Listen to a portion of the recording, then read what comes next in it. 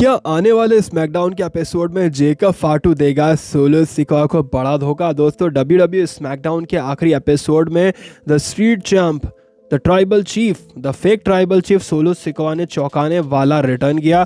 Fans उन्हें काफ़ी समय से मिस कर रहे थे। सोलो सिकोआ के साथ ही जेकब फाटू और टामा टोंगा इतने हफ्तों से अकेले ही नज़र आ रहे हैं।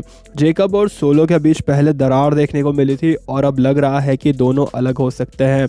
तो दोस्तों ऐसे कई सारे रीजंस हैं जिनकी वजह से जेकब फाटू आने वाले समय में सोलो सिकोआ पर हमला करके उनसे अलग हो सकता है। तो चलिए जानते हैं 3 ऐसे बड़े रीजंस के बारे में जिनकी वजह से नेक्स्ट स्मैकडाउन के एपिसोड में जेकब फाटू सोलो सिकोआ को पेल कर धोखा देकर उनसे अलग हो सकता है। नंबर 3 दोस्तों, सोलो सिकोआ ने नई ब्लड लाइन को जीत नहीं दिलाई। जी हाँ दोस्तों, ये सबसे बड़ा रीज़न बन सकता है। सोलो सिकोआ ने स्मैकडाउन के अंत में वापसी करके कोडी रोड्स पर हमला किया। असल में मेन इवेंट में जे उस और कोडी रोड्स ने टीम बनाकर जेकब फाटू और टामा टोंगा पर हमला किया था। इस मुकाबले में रोड्स और जे की जीत देखने को मिली। इसके बाद सोलो ने एंट्री की और डब्ल्यूडब्ल्यूई चैंपियन को निशाना बनाया। ये बात फैंस को सरप्राइज कर गई और नई ब्लड लाइन के जो मेंबर्स है वो भी हैरान रह गए होंगे। जेकब फाटू को ये बात पसंद नहीं आई होगी कि उनकी हार के बाद सोलो सिकोआ ने रिटर्न किया।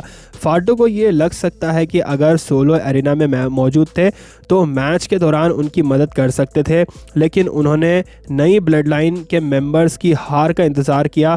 इसी वजह से जेकब को गुस्सा आ सकता है और वो अगले स्मैकडाउन में सोलो को कन्फ्रंट करते हुए उन्हें धोखा दे सकते हैं। नंबर 2, सोलो सिकोआ ने जेकब फाटू के हाथ से मौका छीन लिया। जी हाँ दोस्तों, डब्ल्यूडब्ल्यूई स्मैकडाउन के एपिसोड में जब जे और कोडी रोड्स आपस में बातचीत कर रहे थे तब उनके सेगमेंट में जेकब फाटू और टामा टोंगा ने इंटरफेयर किया था। इसी बीच जेकब फाटू ने कहा था कि जे नहीं बल्कि वो परिवार में उनकी फैमिली में अनडिस्प्यूटेड डब्ल्यूडब्ल्यूई चैंपियनशिप को वापस लेकर आएंगे। इसके बाद लगा था कि शायद दोनों के बीच कोई मैच देखने को मिलेगा, लेकिन सोलो सिकोआ ने चीज़ों को बदल दिया अपनी वापसी करके। सोलो सिकोआ ने स्मैकडाउन के एंड में आकर कोडी रोड्स पर हमला कर दिया।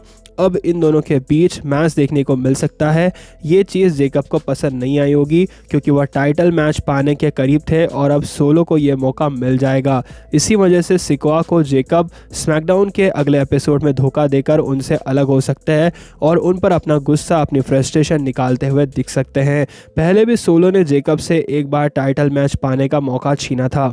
नंबर 1, सोलो सिकोआ बिना बताए अपने साथियों को छोड़कर चले गए थे। जी हाँ दोस्तों, सोलो सिकोआ ने ये जो कारनामा किया था वो एक भगोड़े वाला कारनामा था। सोलो सिकोआ को रॉ नेटफ्लिक्स डेब्यू शो में बड़ी हार का सामना करना पड़ा था। ट्राइबल कॉम्बैट मैच में जेकब फाटू और टामा टोंगा वफादारी दिखाते हुए उनकी मदद करने भी आए, लेकिन जो नतीजा था, जो रिजल्ट था, वो सोलो के पक्ष में नहीं रहा।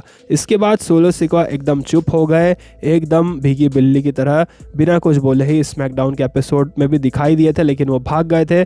और ये देखकर जेकब फाटू एंड टामा टोंगा बेहद हैरान थे। इसके बाद से फाटू और टोंगा अपने हिसाब से ही काम कर रहे हैं। साफ तौर पर उन्हें ये बात पसंद नहीं आई होगी कि सोलो सिकोआ ने उनसे तक बात नहीं की और उन्हें ख़राब समय में अकेला छोड़कर चले गए।